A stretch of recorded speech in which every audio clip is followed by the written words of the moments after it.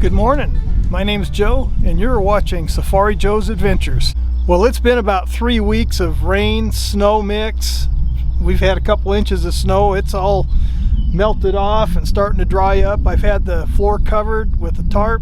So today I'm going to get started on the walls. The roof on this chicken coop is going to slope from the front to the back. The back walls are going to be 6 foot tall. In order to get the proper measurements for the wall stud, I've got 2 end pieces here to show you. You measure across, 2 of these things are 3 inches wide. What we want to do is subtract that 3 inches from 6 foot. 6 foot is 72 inches, so that means we want to cut the wall studs 69 inches. I'm building this 15-foot wall in 2 sections, and they're both going to be 7.5 feet long. So the 2 of them together will be 15 feet.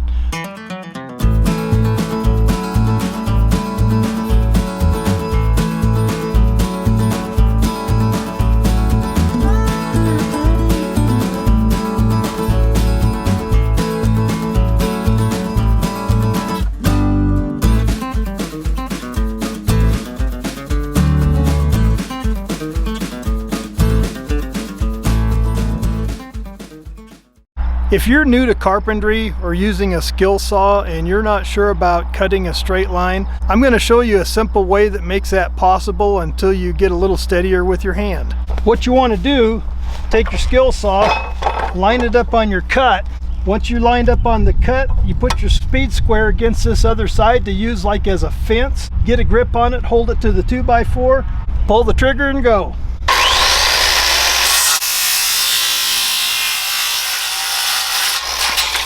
And there you have it, a nice straight cut.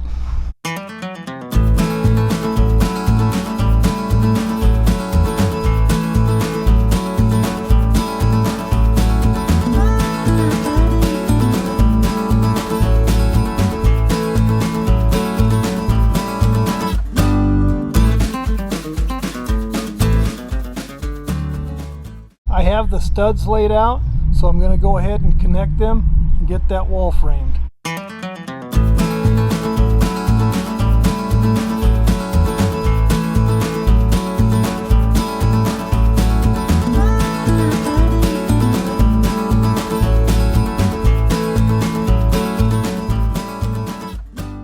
Got the back 2 wall panels built. I'm going to go ahead and build the 2 front wall panels, the 8-footers, and then when those are done I will go down and pick up the siding and I'll hang the walls. You'll notice on the corner wall, I put an extra stud inset. This is called a California corner. What they do is they add rigidity to the corner of the walls, and then they give a little bit more surface to nail your other wall to instead of just the 1.5 inches on this 2x6. This is a mock-up wall of how it would look. You have your end stud in your wall. You inset another stud this way, so when you pull this wall into it, it has more surface area to attach to this wall. It also makes this corner stronger. I've picked up my 12 sheets of smart siding and I've started standing the walls.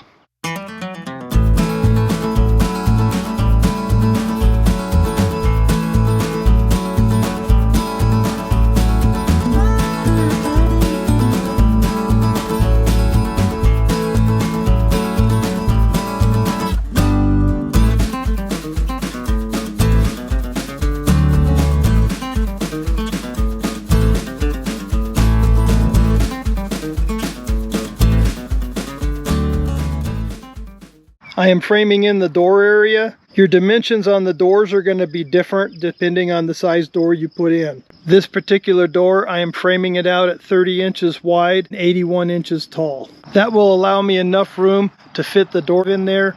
And I've got the door framed in. Once these walls are up, that's when we cut this bottom piece out. Right now it's holding the wall straight.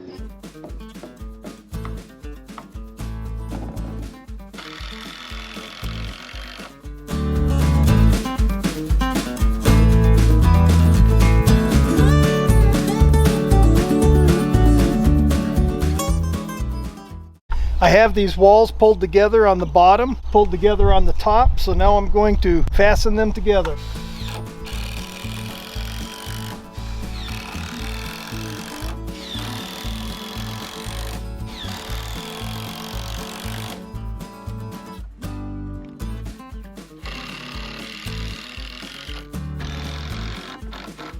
When you're leveling walls by yourself, sometimes it can be a little bit challenging, but it's not impossible.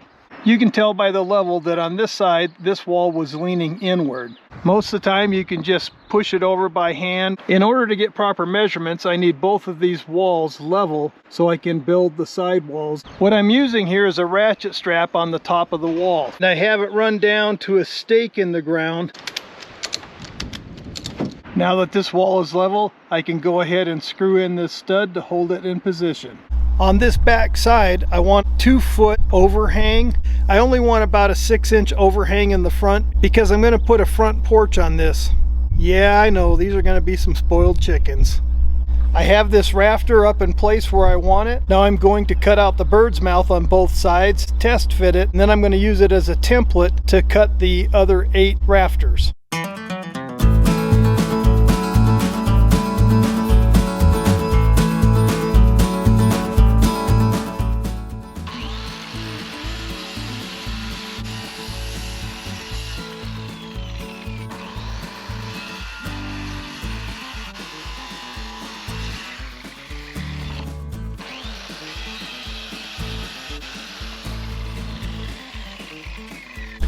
When you cut out your bird's mouth, if you're using a power saw, just cut up to your measured mark. Don't go past it, and then take a regular hand saw and come in there and take it the rest of the way. That way you're not forming a split, and you'll see some of these that have been cut and split past them. They'll form a crack. You'll end up with cracked rafters that have to be repaired.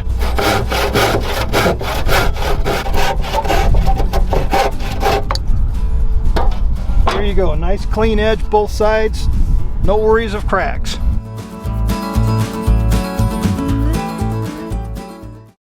The rafters are on top of the chicken coop. I've got 3 of them in place, both ends in the middle, it's keeping it square. I'm going to put the other 5 together.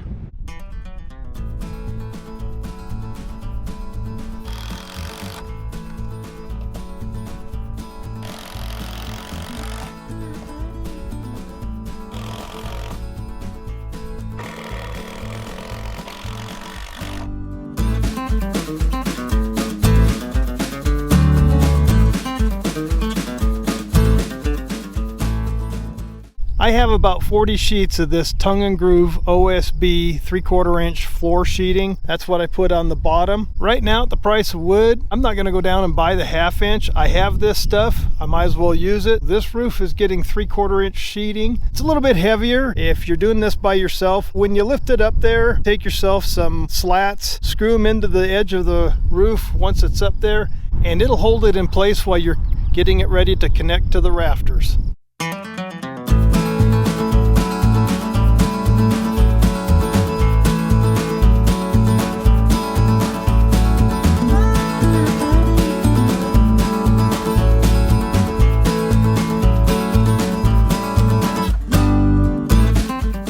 Now I'm going to start working on the sidewalls.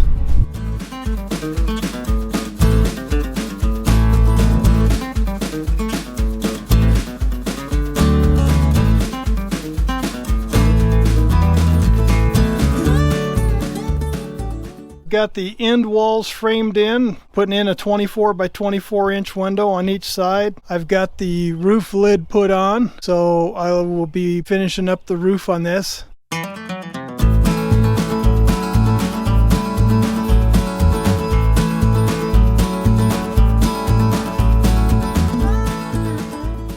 I've got all the bird blocking installed on both sides. That'll keep all the critters out that's not supposed to be in here. This is chickens only, not raccoons, not mice, not weasels, just chickens.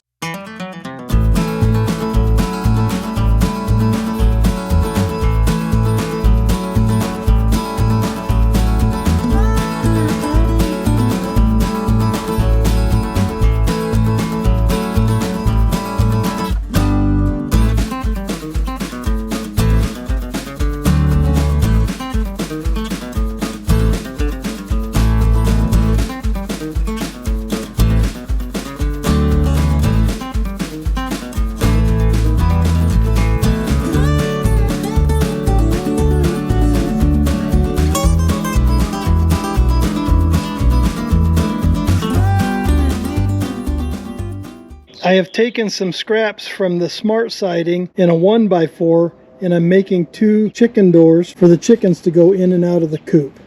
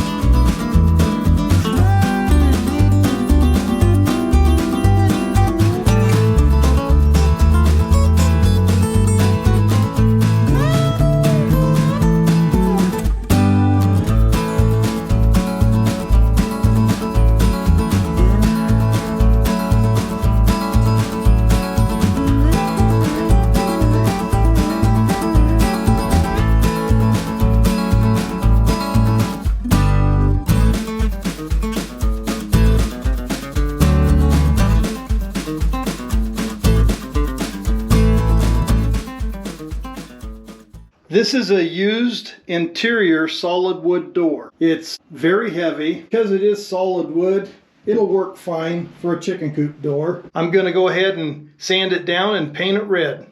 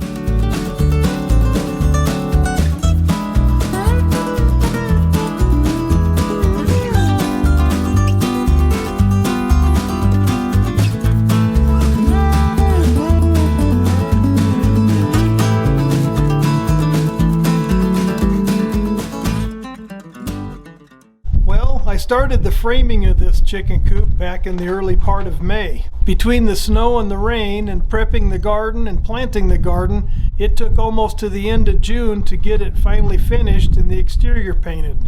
And I'm still not quite done. Every once in a while we can get some pretty bad hail here in Colorado. I decided I'd go ahead and pick up some metal roofing and put over the top of this, and that way it'll keep it damage free for many years.